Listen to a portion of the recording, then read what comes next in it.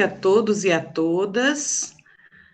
Hoje, terça-feira, não é? É o nosso estudo, não é? Sobre psicanálise. E o nosso grupo, não é? Acontece às 19 horas, às 20 horas. E hoje o nosso tema, do nosso grupo de estudo Sigmund Freud, vai ser sobre o luto. E hoje eu estou convidando mais uma vez, e que ela seja sempre bem-vinda ao nosso grupo, não é? A doutora Sheila Cohen, que ela é psicanalista de data, ela é sexóloga, terapeuta sexual, ela é taróloga, ela também, eu deixei de falar no outro encontro, que ela é escritora, além dela ser presidente da AILA. Então, é uma pessoa muito especial e que está aqui conosco, não é? Boa noite, doutora Sheila. Boa noite, doutora Andreise.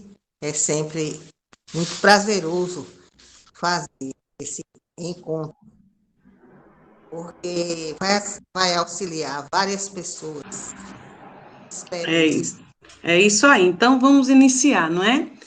Vamos começar por Freud, né? Freud falou o seguinte sobre o luto, né? O que foi que ele falou? Eu vou dar logo o conceito dele em 1915, quando ele disse que o luto é um processo lento e doloroso, né, que tem como características uma tristeza profunda, um afastamento de toda e qualquer atividade que não esteja ligada a pensamentos sobre o objeto perdido, a perda de interesse no mundo externo e a incapacidade de substituição com a adoção de um novo objeto de amor. Então, a gente percebe, né, doutora, que nessas palavras de Freud, mesmo sendo no século passado, elas são bastante atuais. O luto, ele é uma coisa que vem desde o começo, e Freud resolveu se especializar em luto depois que ele perdeu o pai dele. E viu que realmente era uma coisa que ele precisava fazer, esses estudos, não só para o bem-estar dele, não é que ele se bota de uma forma de análise, mas também para encontrar uma maneira de diminuir o sofrimento humano através do objeto do desejo, né? Porque ele diz que luto não é só com a pessoa, o luto também é com qualquer objeto que a gente perde, sendo que com as pessoas que a gente ama é uma coisa diferente. Exatamente. E também a gente pode perceber, não é, que diante desse luto existe uma grande tristeza, né? Uma tristeza profunda. E também a necessidade de nós compreendermos a morte, né? Então, para nós compreendermos um pouquinho a morte, né, é como se fosse um exercício árduo nas sociedades contemporâneas, por ser um tema tratado com bastante tabu ainda, né, na sociedade. Então, no entanto, o sofrimento do luto, né, na perda de um ente querido, isto na perda de um familiar ou amigo próximo, é mais bem compreendido se houver o auxílio, não é, de uma abordagem psicanalítica, não é, doutora? Exato, e há também duas espécies de luto, né? O luto normal, que a gente fala, que se dá diante de uma perda e que dura mais ou menos de 1 a 2 anos. E o luto patológico, que é realmente aquele luto que depois você vai precisar de um auxílio de um psiquiatra, não é, para poder sair dele. Quando Freud escreveu Luto e Melancolia, ele começa a comparar os dois estágios, que um luto normal, você chora, você sofre, mas depois você volta. E o luto patológico, não. Você fica, você tem alucinações, para você tudo não existe, né? Então é muito mais sério, já é uma espécie de melancolia, porque a melancolia aí vai para aquela doença, como é o nome, que existe as duas personalidades ao mesmo tempo, Bipolaridade. a bipolaridade. Aí é Exatamente. diferente a melancolia do luto. Certo. E o luto e a melancolia, não é? São duas facetas que precisam ser estudadas para que você consiga superar a barreira em torno desse assunto bastante comum no dia a dia, né? Morrer e viver, né?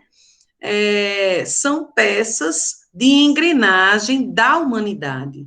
Então, Freud e Melanie Klein são dois especialistas, né? Foram dois especialistas cujos estudos sobre a morte, né?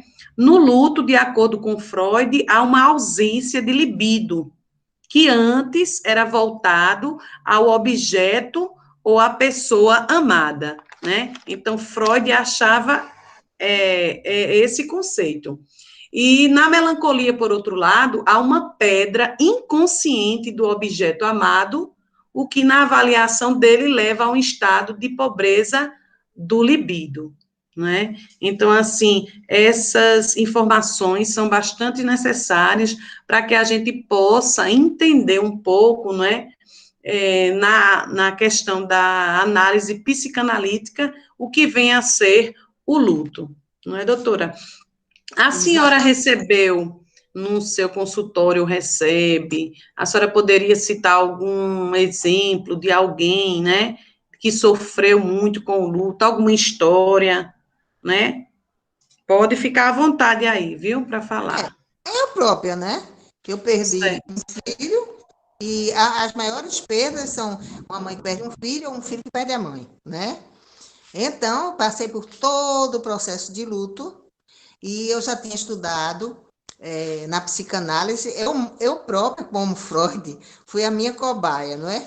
E de repente eu vi que a psicanálise é muito necessária e que através dela foi bem mais leve o meu fardo, né? Então, a superação do luto é realizada pouco a pouco e com grande gasto de energia. Mas depois você restabelece a libido, e então com a libido vem o ego, e você vai transpondo aqueles abismos, né? Quando o luto não é patológico, não é? É isso que eu estou falando. Certo. E em 1960, o psiquiatra Kurt Blesson, né? Ele estuda, através de suas experiências profissionais, pacientes terminais e as fases que o luto passa, né? Também tem esses pacientes. Então, também tem sua obra sobre a morte e o morrer, em 1969, e os estágios que o sujeito passa, não é? Isolamento, raiva, barganha, depressão e, por fim, a aceitação, não é? Porque ele vai vendo que todo mundo passa por isso. Exatamente. Quando E é um também, luto, quando foi um luto assim feito o meu, que é aquele luto assim de surpresa, então se diz que é pior, né? Mas graças a Deus a gente supera, né? certo. E falando em perda e essa energia psíquica, né? Em muitos de seus estudos, Freud se dedica a analisar a necessidade que algumas pessoas têm ao se depararem com a perda. Então, segundo ele, a perda exige um investimento, né, de energia no âmbito psíquico que talvez seja difícil de ser alcançada, né, naquele momento. Então, naquele momento de dor, onde as pessoas perdem, né, seus entes queridos, há uma necessidade que nós, né, possamos ter naquele momento um investimento de energia na nossa psique. Então, com isso, as pessoas não conseguem, né, lidar com esse vazio, né? Na verdade, principalmente em sociedades ocidentais, não há esclarecimentos maiores sobre a morte, né? Como um processo que será alcançado por todos em algum momento. Bem, se diz também que há uma palavra em hebraico, porque Freud era judeu como eu, né? E ele puxa a psicanálise de dentro da Torá, quer dizer, da Bíblia, né? E por isso que se diz que a psicanálise cura, né? Então, veja bem, a esse processo, quando ele perde o pai, ele também se bota na posição de, vamos dizer assim, um estudioso do próprio eu, não é? Isso é muito Exatamente. interessante, porque ele ajudou muitas pessoas através disso, né? Como Jung, né? Como Reich, né? Então, a libido vinculada ao objeto, quando quando o luto acaba, o ego vem outra vez. E aí você se sente forte, né? Então, há duas posições, que uma é da evocação, quando você traz a lembrança e aquela lembrança só fica doída, não é? Porque isso vai se dar por toda a sua vida, não é? A Exato. mente sempre lembra, mas de uma forma mais leve, não é?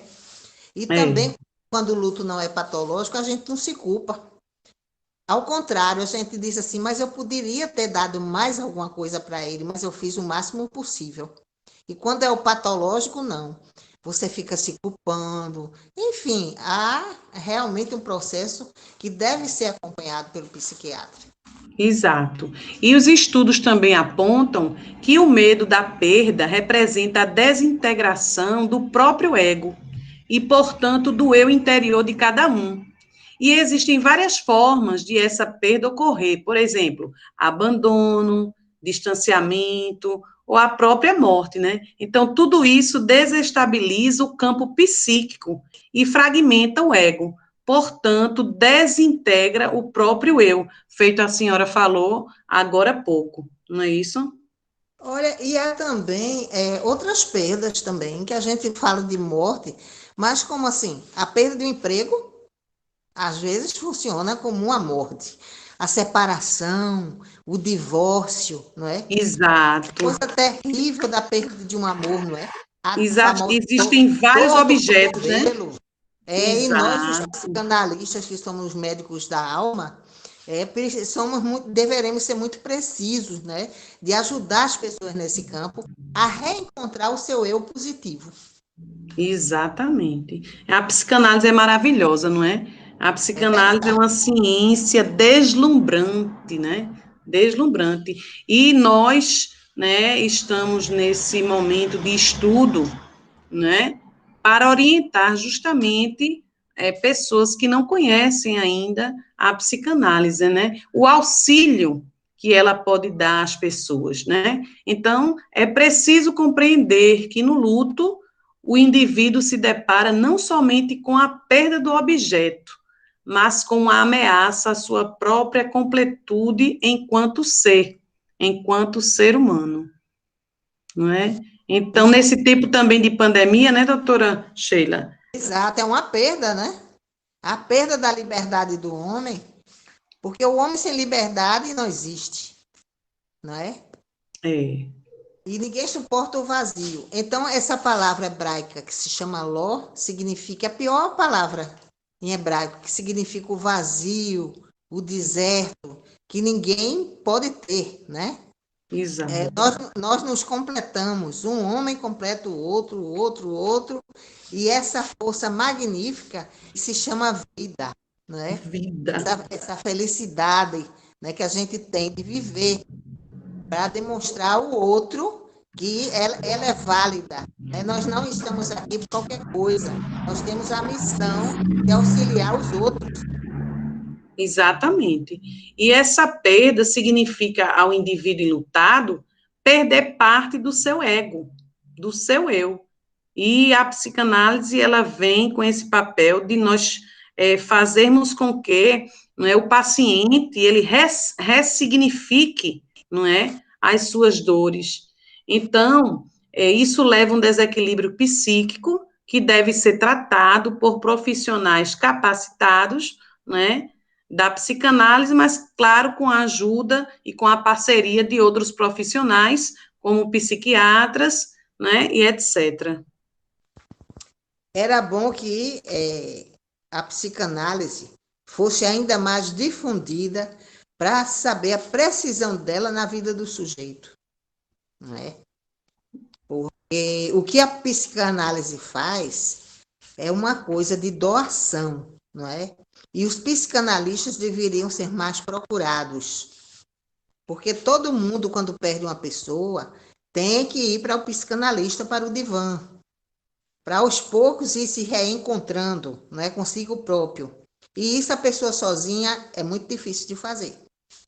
Exatamente. E a fala de um paciente enlutado lá no divã possibilita a simbolização da perda, já que haverá, por meio das palavras, né, no divã que ele vai falando, uma caracterização do que isso representa para ele. Então, é a fala que, além disso, também o permite a sair do processo de luto e elabore a continuidade do seu processo de existência humana. Não é verdade?